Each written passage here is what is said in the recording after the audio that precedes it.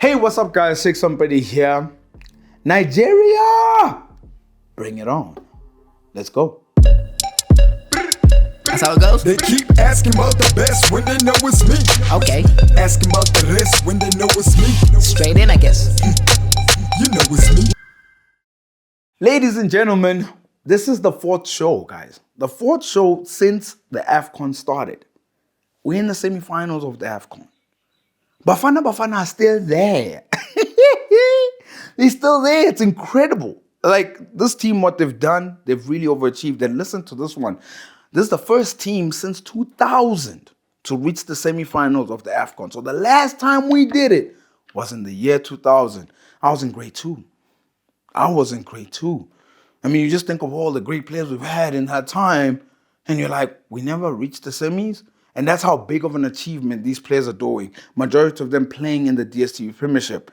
Nigeria's next, right? So I saw Nigeria and I was like, hey, I was scared, eh? I was really scared because I just thought, man, I mean, they don't concede goals. They don't score either, to be fair. But they don't concede goals. They're big. They're fast. They got Victor Osimhen, you know. I mean, this is one of the best players on the planet. And then I looked. I said, wait. Just wait. Calm down. Just wait. The last 6 games between these two teams. Nigeria have only got 1 win. Bafana Bafana have got 1 win. And the rest are draws. Did you hear that? In the last 6 games, Nigeria has only beaten us once. And sometimes I have to not doubt this Bafana team because I've seen different types of Bafanas at this tournament. The dominant one in the first half against Mali. The ruthless one against Namibia. The controlling one against Tunisia. And the strategic one against Morocco. And you know what the one we saw against Cape Verde was the gutsy one. The one that had guts to stay. They've showed us all types. And I really think, you know what? Boys, you're 1 step away from the final. Go do it. Go do it. Go show Nigeria knock them out. Because I definitely believe you can.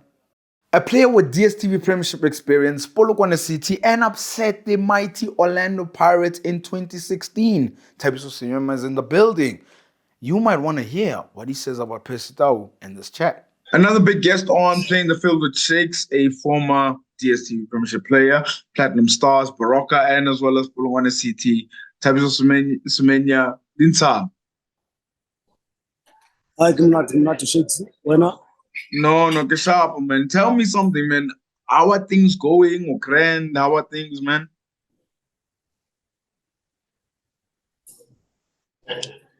Things are okay now. Things are okay. No, that's good. Okay, one more on the football initiatives as well. You do tournaments as well, which is really great. Is that the space that you want to be in for a while? No, that's part of me giving back to the community. So I'll see how far I'll go with the idea of developing this young person in my village where I come from. Good, man. And I'm really happy for you. I hope that things eventually tend to flourish as well. Also, I saw you tweet. You tweeted like Bafana Bafana. I mean, it seems like you're watching just like us. I wanted to know from you, man. This team has reached the semifinals. What have you made of this team? I believe in those boys. This bunch of good players, I believe in them. They can go. I know there are a lot of people who jumped at them when they lost their first game. They were tweeting a lot of negative things about them. So I used to be a footballer. I know how hard it is to actually lose a game. And then people criticize you on top of that. So to come back, you have to be mentally strong. So for them to come back like that and win 4-0 against Namibia, after Namibia beaten Tunisia, who would have thought?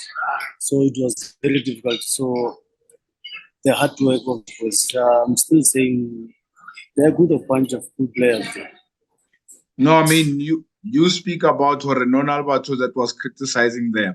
And speaking about them at the first game. Is it unfortunate that there's a lot of people that did not believe in this group? In fact, they had to do this to get to the semifinals to get respect. Exactly. So now they are saving them humble pie. But each of them, they have turned around now. When they were losing, they were saying it's Mamelodi Sundowns lost. But now that you're winning, they're saying it's national team as well. But in football, it's always like that. You'll never be liked by all fans, because some fans, they feel like so and so who should have been in that team, his favorite player should have been in that team. So obviously he's going to be against the player that is selected ahead of his favorite player. So it's always Tell me something. Where do you stand now on this thing? Barre Sundowns, this, and national team, this. Should we just forget the majority Sundowns players and just focus on the fact that it's Bafana Bafana that is playing? This is Bafana Bafana that is playing with most Sundowns players, but it's not Sundowns. No, it's Bafana Bafana playing. If they win the AFCON, are they going to say Mamelodi Sundowns won the AFCON? No. They're going to say let the national team. They're representing the national team. They're not representing Sundowns, but they are playing for Sundowns. When Spain won the World Cup, how many players from Barcelona? Did they say it was Barcelona? No, they never. It's just that the coach is lucky to have players that are playing together week in, week out. So they know how to play for each other. And they mold with the ones that are not playing with them. So it's very simple for the coach to actually play with that kind of foundation there. But if you don't have a foundation, you have 12 players from different teams, it's always going to be difficult. They meet when 2 weeks before the AFCON or 3 weeks, then it's a problem. I see. But now you're having the spine of the team, of which is the defense. They're playing together week in, week out. They understand each other. Then you have the midfielder also from Sundowns. They understand the spine of the team, understand each other. That's what we want to see from the national team, not to say Sundowns. Oh, that's the national team. No, man. I agree with you with regards to that. Let's talk about one player who made history, saved 4 penalties. Barre, he is the first goalkeeper in history of major tournaments, the Copa America, the Euros, the World Cup, including the AFCON as well, to save 4 penalties in a penalty shootout. Ronan Williams. Is this goalkeeper the best South Africa has ever had, Thabiso?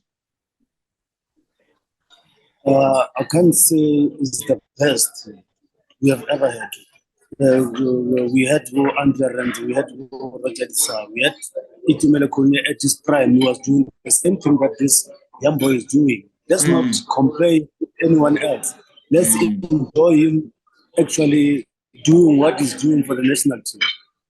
Because the minute we start comparing him, then we are moving away from, these are from generation to generation. This is the next generation. Let's support this generation. The class of 2024. We had the class of 1998. We had the class of 2002. Those who went to the World Cup. You can't always compare the players. No.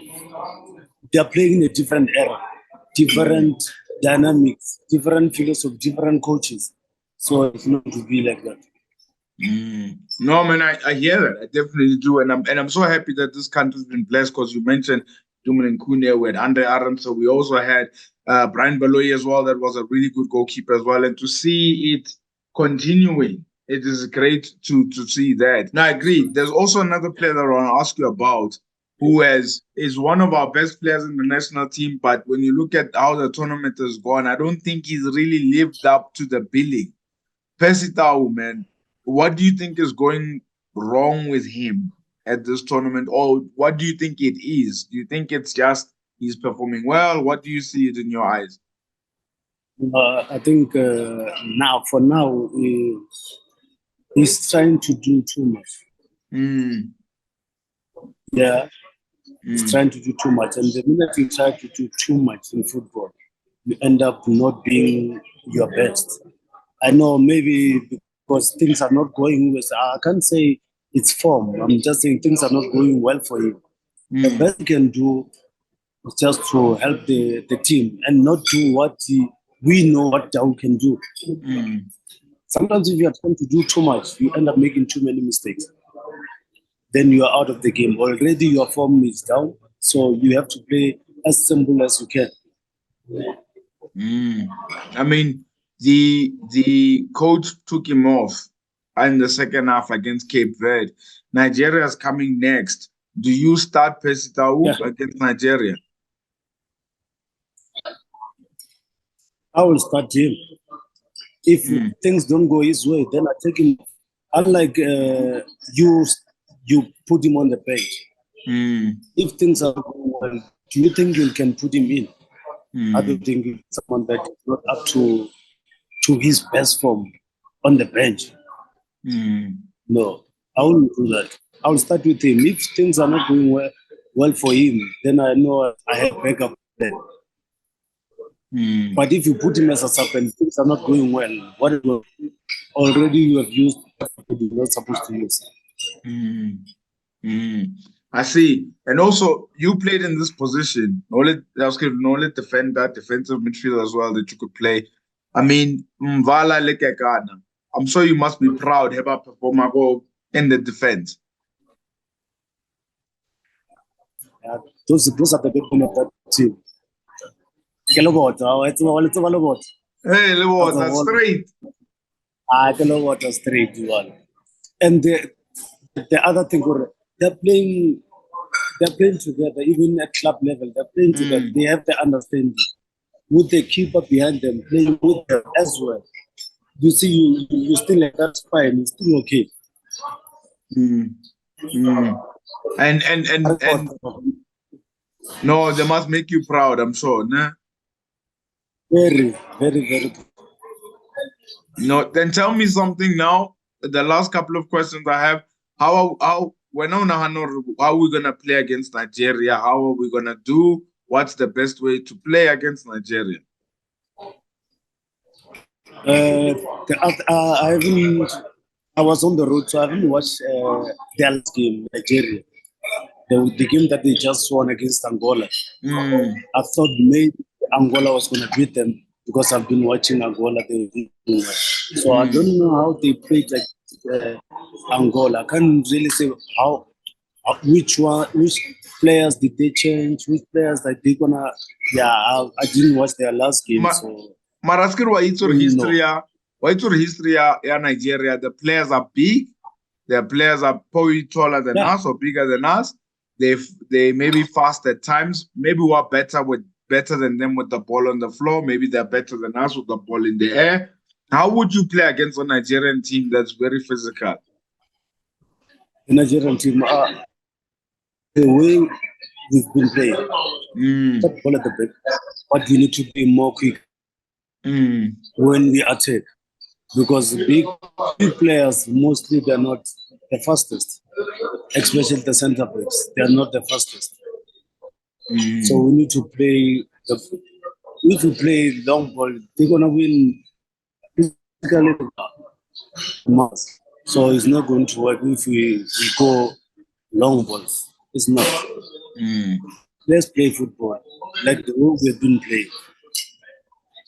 Now, if we can survive playing against Cape Verde, that team was playing. Cape Verde was playing, and they go with speed. If we can actually match that kind of a team, if we do that to Nigeria, they won't survive. They won't. Now, the last question I have for you. Yeah. I'm saying the last question I have for you, Thabiso, where is South African football now? You can answer it any way you like. There's no wrong answer there. Where in which sense? So if you hear the question, or where is South African football right now? The standard, the way it is, what's the first thing that comes to mind when you think of where it is right now? No, I think our standard is improving. It's a good thing that Hugo Bros believed in young boys when most of us didn't, and said, what is this old man doing? Why didn't you put Shabalala and so? They have been performing, but he was looking at developing these young boys, this national team. If you can check now, Moegoe is injured. Moby can come in and play. If Aubrey is injured, Macho can come in and play. So that's what we want to see, the development of the national team. If one is injured, we know that we can put someone who can do as good as the one that has been playing.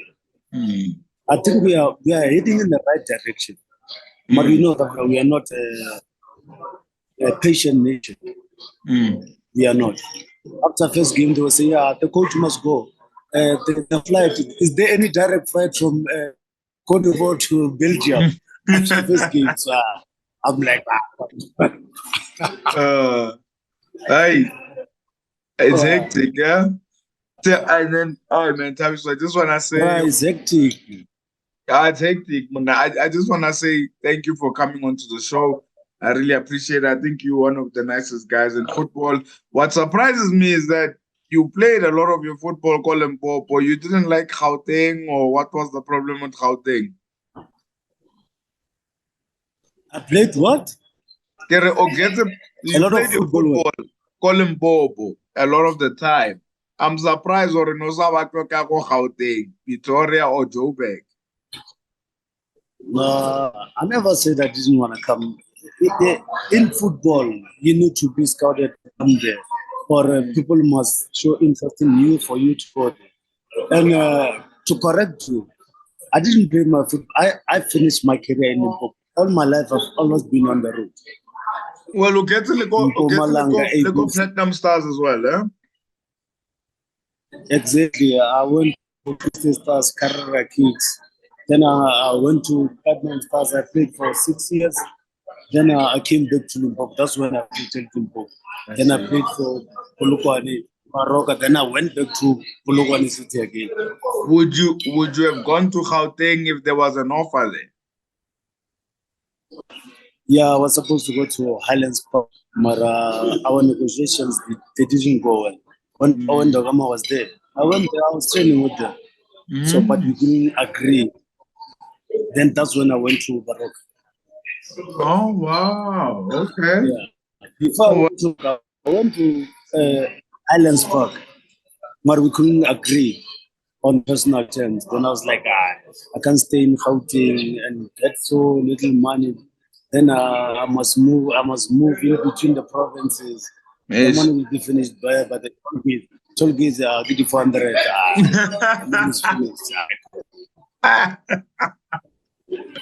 Okay, no, I understand. I understand. I hope that one day you'll write a book and tell us all the stories and stuff. Thabiso Semenya for coming onto the show. I really do appreciate it. Yeah, thank you so much, man. Thank you, Msheke. Who was up to par and who became our star, but also who fell short in this game we all love? Let's find out on Moegoe of the Week. The star of the week, it's me. Yeah? You're probably sitting there asking yourself, why? Why is it you? Because I placed this bet just before the Cape Verde game. Bafana Bafana to win on penalties. What were the odds for that? 11 odds, 11 times my money. And I had faith. And Ronald Williams, you did the business. So star of the week is definitely me. Moegoe of the week, yeah. He plays for Bafana Bafana. Plays out on the left.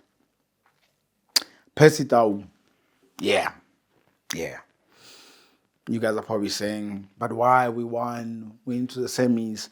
He's been the Moegoe of the week. He hasn't offered much to this team. And he hasn't offered much for quite some time. You know, he was subbed off against Hugo Broos. A move that he hadn't done throughout the tournament, but he subbed him off against Cape Verde because eventually with time, we need players who are going to contribute. And that was one of my frustrating things about Pista was the fact that can he contribute? And he's one of our best players, if not the best player. You know, this is the best player on the continent as well. He won the Interclub Player of the Year with Al Ahly, but he's not been showing that. I hope you watch this, Pista. I really do. I hope you watch this. I hope you watch this and you're like, to me, you know what? I'm going to prove you wrong against Nigeria. Prove me wrong. I think you can, man. I think you definitely got the ability to do things against Nigeria. You can create something out of nothing. But the problem with you is you're trying too hard, bro. You're trying way too hard. But we're almost at the finals here. And I need you to stand up, bud. I really need you to stand up. Moegoe of the week. It's time for Bet of the Week. Get ready to win big by placing the right bets on the right games. Plenty of games to look forward to this week. Let's get into them. The AFCON first, of course. Nigeria going up against Bafana Bafana, under 2.5 goals. I don't see a lot of goals being scored there. Aston Villa against Chelsea. I've gone Villa or draw. Feyenoord against AZ Alkmaar. I've gone Feyenoord straight win. Ivory Coast against the DRC. That's the late game. I've gone with an over 1.5 goals. Manchester City against Everton this weekend. Man City straight win and over 1.5 goals. Burnley against Liverpool at Anfield. Yep. I've gone with Liverpool straight win and over 2.5 goals. The last one being Tottenham against Brighton. It's an obvious bet of both teams to score. What are the odds? 11.68. 11 times my money back. I made it this week in the penalties with Bafana Bafana, and I want to make it again. If you want to win with me, click on the link below. Remember to practice responsible betting at betway.co.za. We've come to the end of the show. Now, before I go, I just want to let you guys know, even if Bafana were to lose against Nigeria, our tournament is not over yet. We've got a third and fourth playoffs to play. But we're not going to play that game anyway, right? Don't forget to like and subscribe and hit the notification bell so you're notified for future episodes.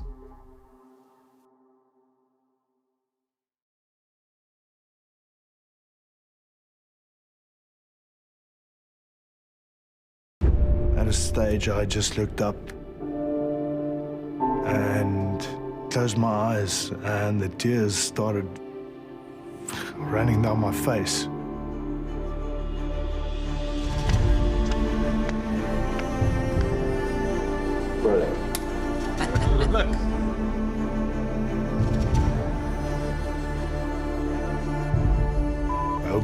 Hope is it's an interesting thing.